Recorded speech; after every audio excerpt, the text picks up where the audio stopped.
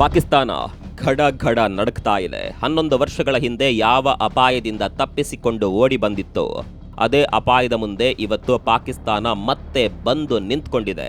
ಇರಾನ್ನ ಆಪ್ತ ಮಿತ್ರರು ಈಗ ಪಾಕಿಸ್ತಾನದ ಬೆನ್ನು ಬಿದ್ದಿದ್ದಾರೆ.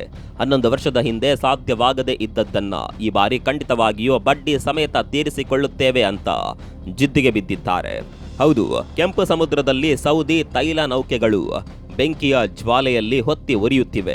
ಹೌತಿ ಬಂಡುಕೋರರು ಮಾಡಿದ ಆ ಒಂದು ದಾಳಿ ಪಾಕಿಸ್ತಾನದ ನಿದ್ದೆಗೆಡಿಸಿದೆ.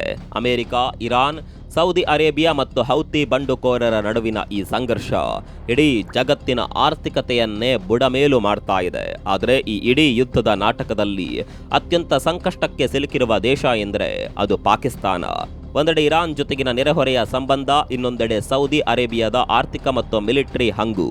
ಈ ಎರಡರ ನಡುವೆ ಸಿಲುಕಿರುವ ಪಾಕಿಸ್ತಾನಕ್ಕೆ ಈಗ ಬೆನ್ನಿಗೆ ಬಿದ್ದದ್ದು ಬಿಡದು, ಮುನ್ನಡೆದರೆ ದಾರಿ ಇಲ್ಲ ಎನ್ನುವ ಪರಿಸ್ಥಿತಿ ನಿರ್ಮಾಣವಾಗಿದೆ.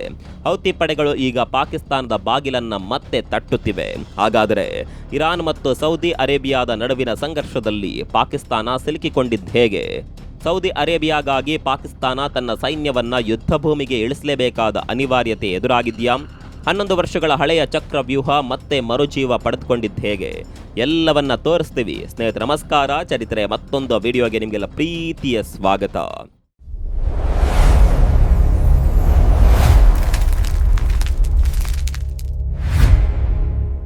ಸ್ನೇಹಿತರೆ, ಈ ವಿಚಾರ ನಿಮಗೆ ಕಂಪ್ಲೀಟ್ ಆಗಿ ಅರ್ಥವಾಗಬೇಕು ಅಂದರೆ ನಾವು ಸಮಯದ ಚಕ್ರವನ್ನು 11 ವರ್ಷದ ಹಿಂದಕ್ಕೆ ಅಂದರೆ 2015ರ ಮಾರ್ಚ್ ಏಪ್ರಿಲ್ ತಿಂಗಳಿಗೆ ತಿರುಗಿಸಬೇಕು.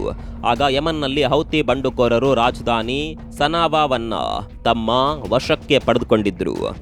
ಅಧ್ಯಕ್ಷ ಅಬ್ದುಲ್ ಹಾದಿ ಮನ್ಸೂರ್ ಅವರ ಸರ್ಕಾರಕ್ಕೆ ಬೆದರಿಕೆ ಒಡ್ಡಿದ್ರು. ಹೀಗಾಗಿ ಇರಾನ್ ಬೆಂಬಲಿತ ಮತ್ತು ಹಣಕಾಸು ನೆರವು ಪಡೆಯುತ್ತಿದ್ದ ಹೌತಿಗಳ ವಿರುದ್ಧ ಸೌದಿ ಅರೇಬಿಯಾ ನೇತೃತ್ವದಲ್ಲಿ ಅರಬ್ ಒಕ್ಕೂಟ ಯುದ್ಧ ಆರಂಭಿಸಿತು. ಆ ಸಮಯದಲ್ಲಿ ಸೌದಿ ಅರೇಬಿಯಾ ತನ್ನ ನಿಕಟ ಮಿತ್ರ ದೇಶವಾದ ಪಾಕಿಸ್ತಾನಕ್ಕೆ ಒಂದು ಕಟ್ಟುನಿಟ್ಟಿನ ಆದೇಶ ನೀಡುತ್ತೆ. ನಿಮ್ಮ ಸೈನ್ಯವನ್ನ ಯಮನ್ಗೆ ಕಳಿಸಿ ನಮ್ಮ ಪರವಾಗಿ ಯುದ್ಧ ಮಾಡಿ. ಪಾಕಿಸ್ತಾನ ಮತ್ತು ಸೌದಿ ಅರೇಬಿಯಾ ನಡುವಿನ ರಕ್ಷಣಾ ಬಾಂಧವ್ಯ ನಿನ್ನೆ ಮೊನ್ನೆದಲ್ಲ.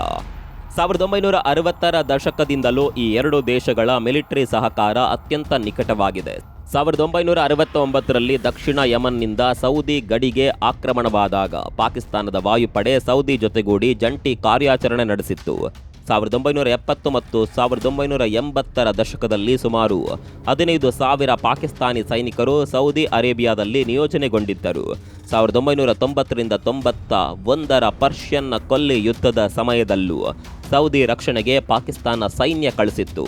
ಅಷ್ಟೇ ಅಲ್ಲ, ಸೌದಿಗೆ ಪಾಕಿಸ್ತಾನ ಪರಮಾಣು ರಕ್ಷಣೆಯನ್ನ ಕೂಡ ನೀಡಿದೆ. ಆದರೆ 2015ರಲ್ಲಿ ಸೌದಿ ಯುದ್ಧಕ್ಕೆ ಕರೆಯಿತ್ತಾಗ ಪಾಕಿಸ್ತಾನದ ಸಂಸತ್ನಲ್ಲಿ ಭಾರಿ ಚರ್ಚೆ ಶುರುವಾಯಿತು. 2015ರಲ್ಲಿ ಆಗಿನ ನವಾಜ್ ಶರೀಫ್ ಸರ್ಕಾರ ಸೌದಿ ಪರವಾಗಿ ಯುದ್ಧಕ್ಕೆ ಧುಮುಕಲು ಸಿದ್ಧವಾಗಿತ್ತು.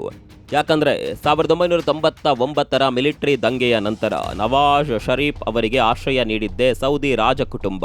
ಆದರೆ ಪಾಕಿಸ್ತಾನದ ಜನತೆ, ಮಾಧ್ಯಮಗಳು ಮತ್ತು ಇಮ್ರಾನ್ ಖಾನ್ ನೇತೃತ್ವದ ವಿರೋಧ ಪಕ್ಷ ಇದನ್ನ ತೀವ್ರವಾಗಿ ವಿರೋಧಿಸಿದವು. ಇದಕ್ಕೆ ಮುಖ್ಯವಾಗಿ 3 ಕಾರಣಗಳಿದ್ದವು. ಮೊದಲನೇದು ಸಿಯಾ ಸುನ್ನಿ ಸಂಘರ್ಷ. ಸೌದಿ ಅರೇಬಿಯಾದ ವಹಾಬಿ ಪ್ರಭಾವದಿಂದ ಪಾಕಿಸ್ತಾನದಲ್ಲಿ ಈಗಾಗಲೇ ಶಿಯಾ ಮತ್ತು ಸುನ್ನಿಗಳ ನಡುವೆ ರಕ್ತಪಾತ ನಡೀತಾ ಇತ್ತು. ಎರಡನೆಯದು ಇರಾನ್ ನೆರೆಹೊರೆಯ ದೇಶ. ಯಮನ್ ಯುದ್ಧವು ಇರಾನ್ ಮತ್ತು ಸೌದಿ ನಡುವಿನ ಪ್ರಾಕ್ಸಿ ಯುದ್ಧವಾಗಿತ್ತು. ನೆರೆಯ ಇರಾನ್ ಜೊತೆ ವೈರತ್ವ ಕಟ್ಟಿಕೊಳ್ಳಲು ಪಾಕಿಸ್ತಾನಕ್ಕಿಷ್ಟ ಇರಲಿಲ್ಲ. ಮೂರನೇ ಕಾರಣ ಆಂತರಿಕ ಭಯೋತ್ಪಾದನೆ. ಪಾಕಿಸ್ತಾನವೇ ಆ ಸಮಯದಲ್ಲಿ ಭಯೋತ್ಪಾದಕ ದಾಳಿಗಳು ಮತ್ತು ಬಲೂಚ್ ದಂಗೆಯಿಂದ ನಲುಗಿ ಹೋಗಿತ್ತು. ಅಂತಿಮವಾಗಿ 2015ರ ಏಪ್ರಿಲ್ 10ರಂದು ಪಾಕಿಸ್ತಾನದ ಸಂಸತ್ತು ಒಂದು ಐತಿಹಾಸಿಕ ನಿರ್ಣಯ ಅಂಗೀಕರಿಸಿತು. ಯಮನ್ ಯುದ್ಧದಲ್ಲಿ ತಟಸ್ಥವಾಗಿರುವುದಾಗಿ ಸ್ಪಷ್ಟವಾಗಿ ಘೋಷಣೆ ಮಾಡಿತು. ಸೌದಿಯ ಪವಿತ್ರ ಸ್ಥಳಗಳಿಗೆ ಬೆದರಿಕೆ ಬಂದರೆ ಮಾತ್ರ ಜೊತೆಗೆ ನಿಲ್ಲೋದಾಗಿ ಹೇಳಿ ಸಕ್ರಿಯ ಯುದ್ಧದಿಂದ ಹಿಂದೆ ಸರಿಯಿತು. ಆದರೆ ಇದರ ಪರಿಣಾಮ ಏನಾಯಿತು ಗೊತ್ತಾ? ಸೌದಿ ಅರೇಬಿಯಾ ಮತ್ತು UAE ತೀವ್ರ ಆಕ್ರೋಶಗೊಂಡವು. ಪಾಕಿಸ್ತಾನಕ್ಕೆ ನೀಡ್ತಾ ಇದ್ದ ಅನುದಾನಗಳನ್ನು ಕಡಿತಗೊಳಿಸಿದವು, ಉದ್ಯೋಗಗಳನ್ನು ರದ್ದುಗೊಳಿಸಿದವು ಮತ್ತು ಪಾಕಿಸ್ತಾನಿ ಕಾರ್ಮಿಕರನ್ನ ವಾಪಸ್ ಕಳಿಸೋದಕ್ಕೆ ಶುರು ಮಾಡಿದವು. ಅಷ್ಟೇ ಅಲ್ಲ, ಸೌದಿ ಮತ್ತು UAE ಭಾರತದತ್ತ ಹೆಜ್ಜೆ ಹಾಕಲು ಪ್ರಾರಂಭಿಸಿದವು. ತದನಂತರ ಇಮ್ರಾನ್ ಖಾನ್ ಅಧಿಕಾರಕ್ಕೆ ಬಂದಾಗ ಸೌದಿ ನೇತೃತ್ವದ OICಗೆ ಪರ್ಯಾಯವಾಗಿ ಟರ್ಕಿ ಮತ್ತು ಮಲೇಷ್ಯಾ ಜೊತೆ ಸೇರಿ ಹೊಸ ವೇದಿಕೆ ನಿರ್ಮಿಸಲು ಯತ್ನಿಸಿದ್ರು. ಆದರೆ ಸೌದಿಯ ಭಾರಿ ಒತ್ತಡಕ್ಕೆ ಮಣಿದು ಕೊನೆ ಕ್ಷಣದಲ್ಲಿ ಹಿಂದೆ ಸರಿದ್ರು. ಈಗ ಕಥೆಯ ನಿಜವಾದ ಟ್ವಿಸ್ಟ್ ಶುರುವಾಗುತ್ತೆ ಸ್ನೇಹಿತರೆ. ಪಾಕಿಸ್ತಾನದ ಆರ್ಥಿಕತೆ ಸಂಪೂರ್ಣವಾಗಿ ಕುಸಿದು ಬಿದ್ದ ನಂತರ ನೂತನ ಪ್ರಧಾನಿ ಶೆಹಬಾಜ್ ಶರೀಫ್ ಮತ್ತೆ ರಿಯಾದ್ ಮತ್ತು ಅಬುಧಾಬಿಗೆ ಓಡಿ ಹೋಗ್ತಾರೆ.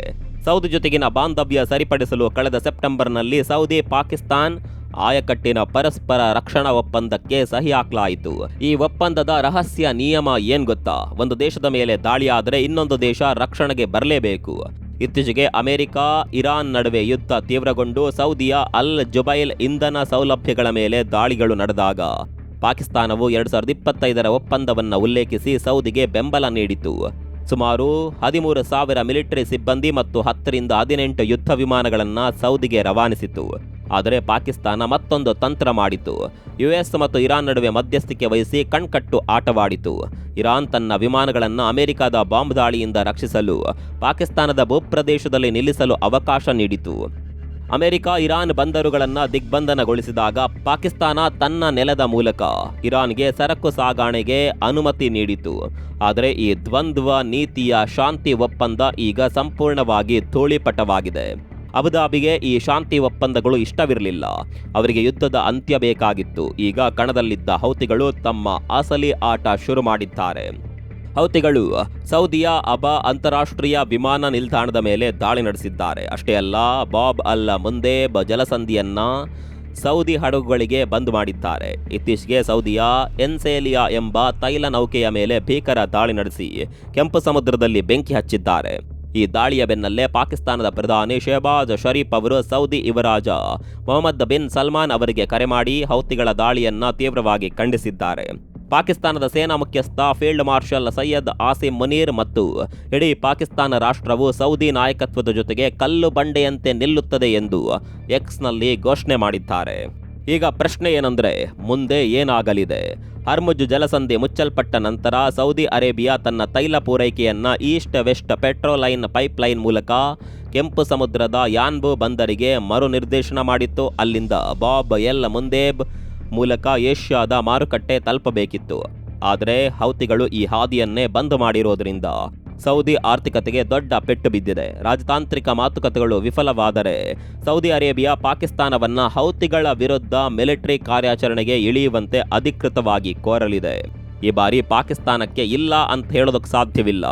ಒಂದು ಕಡೆಯಲ್ಲಿ ಹೊಸ ರಕ್ಷಣಾ ಒಪ್ಪಂದದ ಕಟ್ಟುಪಾಡುಗಳಿವೆ, ಮತ್ತೊಂದು ಕಡೆಯಲ್ಲಿ ಆರ್ಥಿಕ ಪರಿಸ್ಥಿತಿ ಪಾತಾಳದಲ್ಲಿದೆ. ಇದರಿಂದಾಗಿ ಪಾಕಿಸ್ತಾನ ಅನಿವಾರ್ಯವಾಗಿ ಇರಾನ್ ವಿರುದ್ಧದ ಯುದ್ಧದ ನೇರ ಪಾಲುದಾರನಾಗಬೇಕಾಗುತ್ತೆ. 11 ವರ್ಷಗಳ ಹಿಂದೆ ಯಾವ ಬೆಂಕಿಯಿಂದ ಪಾಕಿಸ್ತಾನ ಪಾರಾಗಿ ಬಂದಿತ್ತೋ ಅದೇ ಬೆಂಕಿಗೆ ಈಗ ಧುಮುಕಲೇಬೇಕಾದ ಪರಿಸ್ಥಿತಿ ಬಂದೊದಗಿದೆ. ಪರಿಸ್ಥಿತಿ ಎಲ್ಲಿವರೆಗೆ ಬಂದು ನಿಂತಿದೆ ನೋಡಿ. ಯಾವ ಇರಾನನ್ನ ಪಾಕಿಸ್ತಾನ ಆಪ್ತ ದೇಶ ಅಂತ ಹೇಳ್ತಾ ಇತ್ತು, ಈಗ ಅದೇ ದೇಶ ಸಾಕಿದ ಬಂಡುಕೋರರ ವಿರುದ್ಧ ಯುದ್ಧ ಮಾಡಬೇಕಾದ ಪರಿಸ್ಥಿತಿ ಬಂದಿದೆ. ಪಾಕಿಸ್ತಾನ ಹೌತಿಗಳ ವಿರುದ್ಧ ನಿಂತ್ರೆ ಇರಾನ್ ಸುಮ್ಮನಿರುತ್ತಾ? ಖಂಡಿತ ಇಲ್ಲ. ಆಗ ಇರಾನ್ ಪಾಕಿಸ್ತಾನದ ವಿರುದ್ಧ ನಿಂತ್ಕೊಂಡು ಬಿಡುತ್ತೆ. ಇದನ್ನೇ ಚಕ್ರವ್ಯೂಹ ಅಂತ ಹೇಳೋದು. ಸ್ನೇಹಿತರೆ, ರಾಜಕೀಯದ ಆಟದಲ್ಲಿ ಶಾಶ್ವತ ಮಿತ್ರರು ಇಲ್ಲ, ಶಾಶ್ವತ ಶತ್ರುಗಳು ಇಲ್ಲ. 2 ದೋಣಿಯಲ್ಲಿ ಕಾಲಿಟ್ಟು ಈಜಲು ಹೊರಟಿದ್ದ ಪಾಕಿಸ್ತಾನ ಈಗ ತಾನೇ ತೋಡಿದ ಭೂ ರಾಜಕೀಯ ಚಕ್ರವ್ಯೂಹದಲ್ಲಿ ಸಿಲ್ಕೊಂಡಿದೆ. ನೆರೆಯ ಇರಾನ್ ಜೊತೆಗಿನ ವೈರತ್ವವೇ ಅಥವಾ ಸೌದಿಯ ಆರ್ಥಿಕ ಸಹಾಯಕ್ಕಾಗಿ ಸೈನಿಕರ ಬಲಿಯೇ? ಪಾಕಿಸ್ತಾನ ಯಾವ ಹಾದಿ ತುಳಿಯಲಿದೆ? ಮಧ್ಯಪ್ರಾಚ್ಯದ ಈ ಮಹಾಯುದ್ಧದಲ್ಲಿ ಪಾಕಿಸ್ತಾನದ ಮುಂದಿನ ಹೆಜ್ಜೆ ಇಡೀ ಪ್ರಪಂಚದ ಭೂ ರಾಜಕೀಯ ಚಿತ್ರಣವನ್ನೇ ಬದಲಾಯಿಸಲಿದೆ. ಪಾಕಿಸ್ತಾನದ ಈ ಪರಿಸ್ಥಿತಿ ಬಗ್ಗೆ ನಿಮ್ಗೇನನ್ಸುತ್ತೆ? ಕಾಮೆಂಟ್ ಮಾಡಿ.